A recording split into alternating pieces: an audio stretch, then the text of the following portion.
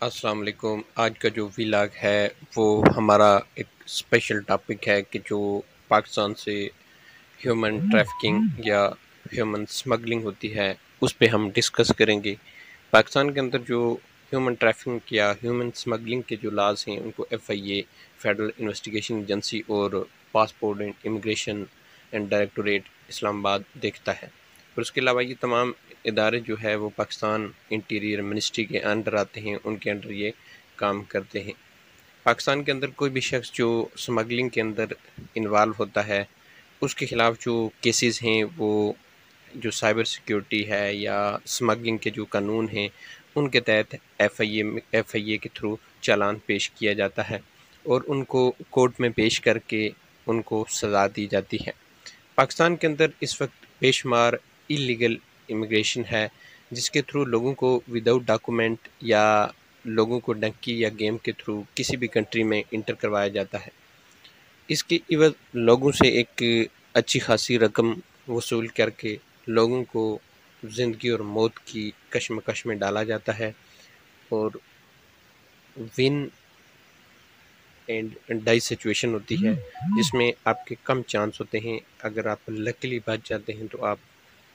उस कंट्री तक पहुंच जाते हैं, अदरवाइज़ आपके चांस बहुत कम होते हैं कि आप उस कंट्री तक पहुंचें, क्योंकि ये तमाम चीज़ें होती हैं। आपको समुंदर के थ्रू एक बोट होती है जो नॉर्मल कश्ती है, उसके थ्रू आपको दूसरी कंट्री तक ले जाया जाता है। ये तमाम चीज़ें जो हैं इनमें आपको मंडी की तरह बेचा जाता है, एक एजेंट से दूसरे एजेंट के पास। एक जो स्मगलर है वो आपको दूसरे एरिया में पहुंचने के बाद अगले स्मगलर के पास आप पहुंच जाते हैं। इनके आपस में कांटेक्ट होते हैं, नंबर्स होते हैं, नंबर शेयर होते हैं। जिस वक्त आप बॉर्डर क्रॉस करके अगली कंट्री में पहुंचते हैं तो इनके आपस में नंबर होते हैं। व्हाट्सएप के ज़रिए आपकी जो पिक्चर हैं वो उनके पास चली जाती हैं। आप वहाँ पे पहुँचने के बाद अपना तारुफ़ करवाते हैं, आपकी वो पिक्चर देखते हैं तो उसके बाद वो स्मगलर आपको एक्सेप्ट कर लेते हैं। अब ये इलीगल इमिग्रेशन जो है वो एक यहाँ से यूरोप की होती है और दूसरी उस साइड से साउथ अमेरिका के थ्रू ये अमेरिका की होती है। इन दो जो रीजन हैं इनमें बहुत बड़ी इलीगल इमिग्रेशन है। इनको रोकना यूरोप और अमेरिका के लिए इस वक्त दर्द सर बन चुका है। वो अभी अपनी इमिग्रेशन पॉलिसीज़ को, असाइलम लाज को उनमें चेंजेस कर रहे हैं, कुछ तब्दीलियाँ करके उनमें सख्ती ला रहे हैं, लेकिन इस वक्त तक किसी भी तरह से कोई भी ऐसी कामयाब तरीके से कोई इमिग्रेशन या सेटअप नहीं कर सके जिससे इन लोगों को लीगल किया जा सके और लीगल जो इमिग्रेशन है उसको प्रमोट किया जाए। अब ये जितने भी लोग हैं इनको उससे ज़्यादा अमाउंट के नॉर्मल अगर ये किसी भी कंट्रीज़ का अप्लाई करें तो उससे कम अमाउंट के अंदर ये उस कंट्री के अंदर लीगल तरीके से चले जाते हैं। लेकिन लोगों के पास अवेयरनेस और कम इल्म होने की वजह से लोग मोस्टली जो है शॉर्टकट के तरफ जाते हैं। और ये जो मुख्तलिफ एजेंट होते हैं इनका नेटवर्क होता है पाकिस्तान के बड़े तमाम शहरों के अंदर। ये लोगों को वहाँ से ट्रैप करते हैं। ट्रैप करने के बाद उनको आगे मुख्तलिफ लोगों के साथ उनकी मीटिंग करवाते हैं, उनकी ब्रेन वॉश करते हैं, उनको ये बताते हैं कि आप इजीली यहाँ से चले जाएंगे। आपको बाई एयर ले जाया जाएगा दुबई, दुबई से आपको वहाँ से फ़्लाइट करवाई जाएगी पुर्तगाल की, स्पेन की, इटली की। और वहाँ पे आप पहुँचने के बाद आपको वहाँ पे जॉब मिलेगी, वहाँ पे मंथली आपको 15 से 2000 यूरो मिलेंगे, आपको वहाँ पे फूड मिलेगी, राइश मिलेगी। और वहाँ पे देखें इतने लोग सेटल हैं, यहाँ से जो लोग जाते हैं वो 3 माह में, 1 माह में, 2 माह के अंदर अंदर वो 30 लाख 40 लाख कमाई कर लेते हैं। तो आपको वहाँ पे मेडिकल फ्री है, आपको वहाँ पे आपकी तमाम जो एक्सपेंसेस हैं वो आपको फ्री होंगे, आपको टैक्सेस नहीं पे करना पड़ेगा, आपको वहाँ पे जॉब मिलेगी, आपको वहाँ पे लीगल डॉक्यूमेंट्स मिलेंगे, इवन तो आपको वहाँ पे पासपोर्ट मिलेगा। कल आप अपनी फैमिली को पाकिस्तान से स्पॉन्सर करके वहाँ पे ले जा सकते हैं, अपने बच्चों को, अपने पेरेंट्स को, अपने बहन भाइयों को। यहाँ पे पाकिस्तान में ये देखें कि इतने शख्स ये ओवरसीज़ हैं, ये इनकी प्रॉपर्टीज़ हैं, ये इतनी बड़ी बड़ी प्रॉपर्टीज़ आप बना सकते हैं। आपको उसके अलावा जो डिसएडवांटेजेस हैं कुछ गल्फ़ कंट्रीज़ के, उनके ये बताया जाता है कि ये लोग 20 साल से गल्फ़ में रह रहे हैं, इस वक्त तक ये अपनी सैलरी पे इस वक्त तक कुछ नहीं कर सके और ना ही ये अपनी फैमिली का या किसी भी बंदे को स्पॉन्सर कर सकते हैं, ना ही वहाँ पे आपको परमानेंट रेजिडेंसी दी जाती है गल्फ़ के अंदर, उसके बाद आपको सिटीज़नशिप वहाँ पे नहीं मिलती, पासपोर्ट आपको वहाँ पे नहीं मिलता। तो ये चीज़ें हैं जिसकी वजह से उन लोगों को गल्फ़ की कुछ ऐसी चीज़ें बता के उन लोगों को यूरोप के कुछ सुहाने ख्वाब दिखाए जाते हैं।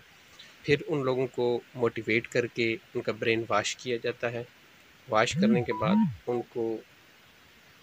जो है डंकी की तरफ आमादा किया जाता है, उसका एक ग्रुप बनाया जाता है। अब जब एक शख्स रेडी होता है तो वो अपने कुछ दोस्तों को, अपने कुछ फ्रेंड को, और ये मोस्टली वो लोग होते हैं जो अनएजुकेटेड होते हैं, मिडिल पास या मैट्रिक होते हैं, और इन लोगों को किसी भी डॉक्यूमेंट की, किसी चीज़ की इतनी अवेयरनेस नहीं होती है। और उसके अलावा ये जिस वक्त एक शख्स को रेडी करते हैं तो वो अपने कुछ दोस्तों को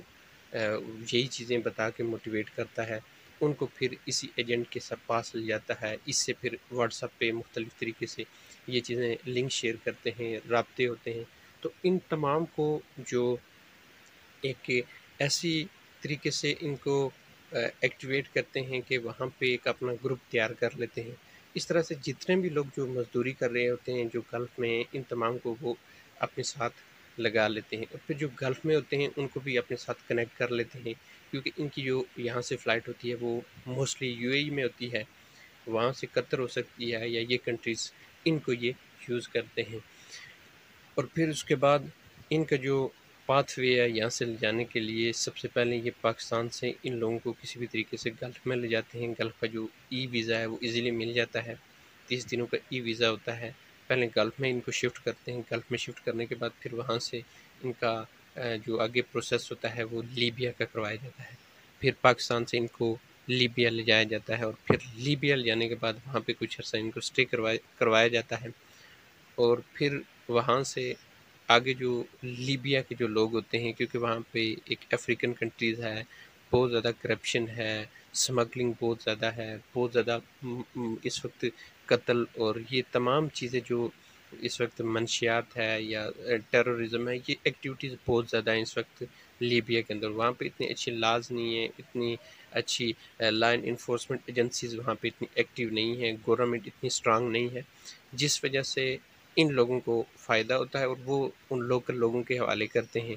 वो एक किस्म के ब्लैक फार्म हैं, अफ्रीकन जो हैं, तो उनको वहाँ से ये टारगेट सौंपा जाता है, और वो इन तमाम लोगों को इन कश्तियों में डाल के इनको समुद्र के हवाले कर देते हैं, और ख़ुद वो कुछ टाइम तक इनको लीड करते हैं। लीड करने के बाद फिर वो वापस आ जाते हैं, और फिर इनको कश्ती दे के इनको तमाम टारगेट की तरफ रवां कर देते हैं कि आपने इतने दिनों के अंदर अंदर आपने इटली के अंदर पहुंच जाना है। अब ग्रीक है, ग्रीक से इटली का काफ़ी सफ़र है जिसमें 3 से 4 दिन लग सकते हैं। तो इस सफ़र के लिए एक बोट का इंतखाब किया जाता है, उसमें ओवरलोडेड लोग होते हैं, वहाँ पे कोई सेटअप नहीं होता है, कोई उनके पास इक्विपमेंट नहीं होता है, कोई उनके पास सेफ्टी के कोई गैजेट मौजूद नहीं होते हैं। इस तरह से इन लोगों को बेरहम मौजों के हवाले करके उनसे तमाम रकम वहाँ पे बोर्ड के अंदर इंटर होने से पहले वसूल कर ली जाती है। तो ये इलीगल इमिग्रेशन पाकिस्तान में बहुत ज़्यादा है, इसमें इंडिया का कोई शख्स नहीं था, क्योंकि इंडिया के अंदर जो इस वक्त इमिग्रेशन है वो इस तरह से लीगल की जा रही है कि इंडिया मुख्तलिफ ममालिक के साथ बहुत अच्छे कोऑर्डिनेशन कर रहा है, उनके साथ कंट्रैक्ट कर रहा है इंडिया। जो मोदी है वो यूएसए के साथ और अभी फ्रांस के साथ कुछ कॉन्ट्रैक्ट किए हैं कि जिनमें अगर उनका कोई भी शख्स, कोई भी सिटीज़न इंडियन का अगर फ्रांस से मास्टर करता है तो उसको 5 साल का वहाँ पे वर्क परमिट दिया जाएगा, पोस्ट स्टडी वर्क परमिट। ये एक डिप्लोमेसी है इंडिया की, जो तमाम ममालिक के साथ बड़े अच्छे तल्लुकात हैं, जिसकी वजह से जो इंडियन लोग हैं उन पे तमाम ममालिक बड़े मेहरबान हैं। और उसके अलावा ये ममालिक आपस में अच्छी कोऑर्डिनेशन है इनकी, तमाम किस्म के डिप्लोमेटिक रिलेशन इन कंट्रीज़ के साथ बड़े स्ट्रांग है, जिस वजह से जो इंडियंस हैं उनको काफ़ी प्रेफरेंस दी जाती है एज़ कम्पेयर टू पाकिस्तानी। और उसके अलावा जो इंडिया के जो इंडियन हैं उनको हर साइड पे उनके मुख्तलिफ जो है ना डायस्पोरा होता है, मुख्तलिफ लोग हैं। और उसके अलावा जो इंडिया के अंदर अभी पिछले अरसे में गवर्नमेंट ने कुछ लोगों का सर्वे किया, ऑफिशियल तौर पे एक सर्वे किया गया पूरे इंडिया के अंदर, उसमें इंडिया के अंदर मौजूद जितने भी कंसल्टेंट थे जो इमिग्रेशन का काम करते थे, वीज़ा सर्विस का काम करते थे, उन लोगों को इंडिया की जो ऑफिशियल एजेंसीज़ हैं जिनमें उनकी राय है, उसके अलावा उनकी पुलिस है, जितनी भी लॉ इन्फोर्समेंट एजेंसीज़ हैं, इंटेलिजेंस हैं, उन तमाम ने इन तमाम एजेंसियों का डाटा कलेक्ट किया। डाटा कलेक्ट करने के बाद उन्होंने 2 से 3 साल इन पे रिसर्च की। रिसर्च करने के बाद इनकी तमाम सोशल मीडिया प्रेजेंस देखी गई, किस तरह से ये काम करते हैं, इनके हवाले से लोगों के क्या-क्या व्यूज़ हैं, कितने लोगों के साथ इन्होंने फ्रॉड किया है, इनके खिलाफ कितनी कंप्लेंट सोशल मीडिया पे हैं, इनके खिलाफ कोई ऐसी चीज़ है या सोशल मीडिया पे इनके खिलाफ कोई ऐसी पोस्टें हैं। उसके बाद इन लोगों के खिलाफ कोई न्यूज़पेपर में कोई ऐसी किसी भी शख्स के साथ इन्होंने ज़्यादती की हो, जिसके साथ इल्लीगल इमिग्रेशन की तरफ किसी को धकेला हो या किसी से ज़्यादा अमाउंट वसूल की हो, तो न्यूज़पेपर को कंसल्ट किया गया। फिर उसके अलावा इन लोगों से खुद भी कॉन्टैक्ट करके तमाम इनका डाटा लिया गया, इनकी रजिस्ट्रेशन, इनके बिज़नेस के तमाम डॉक्यूमेंट, इनकी तमाम एक्टिविटी जितने भी साल तक ये इंडिया के अंदर काम करते रहे, इनकी सर्विसेज और तमाम चीज़ों से वो मिले। उसके बाद फिर इनके जो लोग इनके थ्रू, इन एजेंसी के थ्रू डिफरेंट कंट्री के अंदर गए हैं, वो स्टडी वीज़ा पे गए हैं, वो वर्क परमिट पे गए हैं, वो विज़िट पे गए हैं, और जो लोग इस वक्त इंडिया के इन एजेंसीज़ के थ्रू, इन ट्रैवल एजेंसीज़ के थ्रू गए हैं और उन कंट्रीज़ में इस वक्त वो सेटल हैं, उन लोगों से रब्ता किया गया और रब्ता करके उन लोगों से पूछा गया कि उनके क्या व्यूज़ हैं, उनकी इस हवाले से क्या राय हैं, कि वो इन ट्रैवल एजेंसीज़ के हवाले से क्या कहते हैं, इनका काम कैसा था, किस तरह से इन्होंने आपको जो लीगल है या इमिग्रेशन सर्विसेज है उसमें कितनी मावनत की और कितने ये प्रोफेशनल लोग हैं। तो इस तरह से वहाँ से भी तमाम डाटा कलेक्ट करने के बाद इन्होंने इन ट्रैवल एजेंसीज़ की एक स्कोरिंग की, और स्कोरिंग करने के बाद इनके पॉइंट रखने के बाद फिर एक वहाँ पे कॉन्फ्रेंस मुनक्किद हुई। उस कॉन्फ्रेंस के अंदर इंडिया के अंदर जो बेस्ट ट्रैवल एजेंसीज थी, जो कंसल्टेंट थे, उनको इंडिया के अंदर अवार्ड दिया गया, बाज़ाब्ता नॉमिनेट किया गया कि ये जो ट्रैवल एजेंसीज हैं ये इंडिया की बेस्ट सर्विस प्रोवाइडर हैं इमिग्रेशन की फील्ड में। अगर किसी भी शख्स को किसी भी कंट्रीज़ में जाना है तो आप इन ट्रैवल एजेंसीज से कंसल्ट करें। सो उससे ये हुआ कि इंडिया के लोगों के अंदर जो एक ये थी कि रिसर्च करना, रिसर्च करके किसी भी ट्रैवल एजेंसी को कंसल्ट करना और फिर ये डाउट ख़त्म करना कि आया ये बंदे जेन्युइन हैं, फ्रॉड करते हैं, ऐसा तो नहीं है कि अमाउंट लेने के बाद ये बंदे किसी न किसी तरीके से कोई मिसहैप कर देंगे। सो इंडिया ने तमाम एक ऑफिशियल रैंकिंग के ज़रिए उनको नोटिफिकेशन भी जारी किया, कॉन्फ्रेंस के थ्रू उनको अवार्ड भी दिए, और फिर ये अनाउंस कर दिया कि ये जो ट्रैवल एजेंसीज़ हैं ये बेस्ट हैं, आप इनसे कंसल्ट करें आपको कोई भी इमिग्रेशन रिलेटेड प्रॉब्लम हो। जिससे ये हुआ कि इंडिया के अंदर लोगों को वो जो एक बेजानी कैफियत थी और जो कुछ नाम नयाद ऐसे अनप्रोफेशनल लोग थे, उनसे बचकर लोग एक प्रोफेशनल लोगों के पास गए, और उन लोगों के पास गए कि जिनके पास प्रोफेशनल स्टाफ है, जो काफ़ी अरसे से 10 साल 15 साल से एक्सपीरियंस्ड हैं, जिन्होंने हज़ारों के हिसाब से इमिग्रेशन केसेस को अप्रूव करवाया है, उनको इस फील्ड में काफ़ी तजर्बा है। सो इससे ये होता है कि वो लोग जो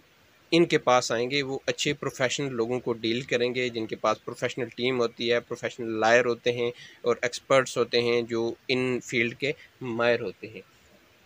इस तरह से ऐसे सेटअप की वजह से इंडिया के अंदर जो एक इमिग्रेशन थी बाहर के ममालिक की, उन लोगों को सपोर्ट मिली और उन लोगों को एक राह नज़र आई कि गाइडलाइंस के लिए आपने इन्हीं लोगों से कंसल्ट करना है। जबकि पाकिस्तान के अंदर इस वक्त मौजूदा हज़ारों के हिसाब से आप चल जाएंगे, एक सिटी के अंदर चल जाएंगे, और सिटी के एक छोटे से आप किसी भी सेक्टर के अंदर चले जाएंगे, आपको बेशुमार लोग नज़र आएंगे, और हर शख्स की क्रेडिबिलिटी, उसकी जो अनाउंसमेंट है वो आप देख के कहेंगे कि ये को बहुत अच्छा और ये एक एक्सपर्ट इमिग्रेशन से रिलेटेड सर्विस दे रहा है। जबकि जिस वक्त आप उनसे कंसल्ट करेंगे, अगर आपको नॉलेज हो तो आपके ये इल्म में आएगा कि इन लोगों के पास तो वो बेसिक चीज़ें हैं नहीं हैं कि जिसकी वजह से ये लोगों को जो सर्विस प्रोवाइड कर रहे हैं, जो चीज़ यहाँ पे इन्होंने नॉमिनेट की है वो इनके पास है नहीं है। जस्ट ये लोगों को ट्रैप कर रहे हैं, लोगों को ब्लैकमेल कर रहे हैं, और ब्लैकमेल करके उनको उनसे सबसे पहले पूछ लेते हैं कि आपकी स्टेटस क्या है, आपकी बैंक स्टेटमेंट क्या है, आपकी जॉब क्या है। और बैंक स्टेटमेंट से ये होता है कि वो उस शख्स को आइडेंटिफाई कर लेते हैं कि अगर इसके पास 1 करोड़ की बैंक स्टेटमेंट है, अगर इसके पास बहुत वेल ऑफ बिज़नेस है, तो उससे ये होता है कि उनको पता है कि इस शख्स का हम इसको किसी न किसी तरीके से हमने अपने पास इसका केस हमने सॉल्व करना ही करना है, क्योंकि इससे एक हमें अगर इसके पास इतनी अच्छी अमाउंट है तो उससे ऑटोमेटिकली हमारे जो चार्जेस हैं वो भी बहुत ज़्यादा बढ़ जाएंगे। अगर कोई शख्स 50 लाख 70 लाख बैंक स्टेटमेंट बताता है तो उससे वो नॉर्मल 4-5 लाख रुपया सिर्फ वीज़ा अप्लाई करने का ले लेते हैं, जबकि उनका जस्ट ये काम है वीज़ा अप्लाई करना, एम्बेसी को सबमिट करना। और एम्बेसी को सबमिट करने के बाद कोई उनके पास ये गारंटी नहीं होती है कि कोई ऐसी ट्रैवल एजेंसी है कि जिससे आप अप्लाई करेंगे या किसी इमिग्रेशन लायर के थ्रू आप अप्लाई करेंगे तो उसके पास ये कोई पावर है कि एम्बेसी उसकी बेस पे या उसकी अथोराइजेशन पे आपको जो है वो वीज़ा ग्रांट कर देगी। तो ये वो चीज़ें थी कि जिसकी वजह से लोगों के अंदर मिसकंसेप्शन है, मिसअंडरस्टैंडिंग है, और लोग आए रोज़ एजेंटों के पीछे भागते रहते हैं, बार-बार फ्लॉप होते हैं, लेकिन फिर उसी उन्हीं से कंसल्ट करते हैं और वो उनके पास इन ममालिक तक पहुँचाने का कोई ऐसा सॉलिड कोई रीज़न या सॉलिड ऐसी चीज़ कोई डॉक्यूमेंट्स नहीं होता कि जिसकी वजह से वो वहाँ पे जा सकें, और वो एजेंट उनको फिर मुख्तलिफ़ कंट्री की एक टैक्टिक इस्तेमाल करते हैं, उनको ट्रैवल हिस्ट्री की तरफ ले जाते हैं कि आप इस कंट्री की ट्रैवल हिस्ट्री बना लें, और पहले उनसे 3-4 माह उनको मुख्तलिफ़ कंट्री के अंदर घुमाते हैं, उससे वो उनकी टिकटिंग के भी एक्सपेंसेस निकाल लेते हैं। फिर उनको जो वीज़ा हैं, वीज़ा में भी उनसे काफ़ी एक्स्ट्रा चार्जेस ले लेते हैं, ये जो शॉर्ट ट्रैवल हिस्ट्री के लिए जो हल्की सी कंट्रीज़ हैं पाकिस्तानियों के लिए। तो यहाँ से वो अच्छी कमाई करते हैं, फिर उसके बाद फिर आपको वो कहते हैं कि उसके बाद आप अप्लाई करें, फिर आपकी जो स्टेटमेंट है उस पे वो आपको ब्लैकमेल करते हैं। इस तरह से उनके पास मुख्तलिफ़ हरबे हैं। जिस वक़्त आप एक केस सबमिट कर लेते हैं तो वो आपको केस की कोई डिटेल नहीं प्रोवाइड करते, बल्कि जस्ट आपको ये कहते हैं कि आपका केस सबमिट हो गया। इवन दो उनको अपॉइंटमेंट तक अवेलेबल नहीं मिलती, तो वो आपको ये कहते हैं कि हो गया आपका केस, प्रिपेयर हो गया, आपका केस सबमिट हो गया है। ये वो चीज़ें कि जब तक आप खुद नहीं जाएँगे एम्बेसी में, खुद प्रेज़ेंट नहीं होंगे, बायोमेट्रिक नहीं करवाएँगे, तो कोई भी एजेंट है, कोई भी शख्स आपका वीज़ा अप्रूव नहीं कर सकता। अब गुजरात के अंदर पिछले दिनों में एफआईए ने एक बहुत बड़ा एक कार्रवाई की है, जिसमें उन्होंने कुछ अशख़ास को पकड़ा है जिनके पास जाली वीज़ा स्टिकर थे, उनके पास जाली स्टैम्प थी, उनके पास प्रिंटर थे, और तमाम वो मशीनें थी कि जो वीज़ा स्टिकर को तैयार करते थे, और उनके अंदर वो सिक्योरिटी फीचर तक भी तमाम चीज़ों की अपडेट थी। उनके पास सॉफ्टवेयर इंजीनियर थे, उनके पास कंप्यूटर, लैपटॉप, ये तमाम चीज़ों की जितनी भी इस वीज़ा प्रोसेसिंग के अंदर जो मशीनरी यूज़ होती है, वो तमाम चीज़ों की एक्सेस उनके पास थी, और वो उस पे कई लोगों के वीज़े लगवा के, जिसमें Canada, America, UK, Schengen countries के वीज़े लोगों के जाली पेस्ट करके उनको वहाँ पे बेच चुके थे, और उनसे तकरीबन 1000 के हिसाब से 1000 और कुछ पासपोर्ट मिले हैं, जिनमें उनके यूके के वीज़े लगाए हुए हैं, कनाडा के, अमेरिका के और शेंजन कंट्रीज़ के वीज़े लगवा के लोगों को ये बताते हैं कि हम आपको आपका वीज़ा अप्लाई करेंगे यूके का, उससे 30 लाख 40 लाख ले लेते हैं, और उसको जस्ट एक जो वीज़ा है, एक जाली वीज़ा है, वो वीज़ा वहाँ पे पासपोर्ट पे स्कैम करके उस पे पेस्ट करके दे देते हैं। इस तरह से ये स्कैमिंग बहुत हद तक चल रही है पाकिस्तान के अंदर। जिस तरह से अफ्रीका के अंदर जाली वीज़ों का एक बहुत बड़ा कारोबार चल रहा है, और उसके अलावा ये लोग एक टीसी पासपोर्ट जो है ना, एक जाली पासपोर्ट है, वो भी तैयार करते हैं। उस पे भी हम वीडियो बनाएँगे कि किस तरह से टीसी पासपोर्ट है, वो तैयार करके लोगों को मुख्तलिफ़ कंट्रीज़ के अंदर भेजते हैं, और इनका ये हदफ होता है कि आप ये कहते हैं कि हम ये इन्वेस्टमेंट के थ्रू आपका ये जो पासपोर्ट है ये हम पाकिस्तान के अंदर अप्लाई करेंगे, आपकी इतनी अमाउंट लगेगी, तो 2 माह में 3 माह में आपका ये पासपोर्ट तैयार हो जाएगा। आपका पासपोर्ट यहाँ पे तैयार करते हैं, तैयार करने के बाद इस पे बेशुमार अफ़गानी लोगों को पकड़ा गया है, जिन्होंने पाकिस्तान के अंदर रहते हुए ब्राज़ील के पासपोर्ट, पाकिस्तान के अंदर रहते हुए यूके के पासपोर्ट, और कुछ ऐसे लोग थे जिन्होंने यूएनए के पासपोर्ट भी बनवाए हुए थे।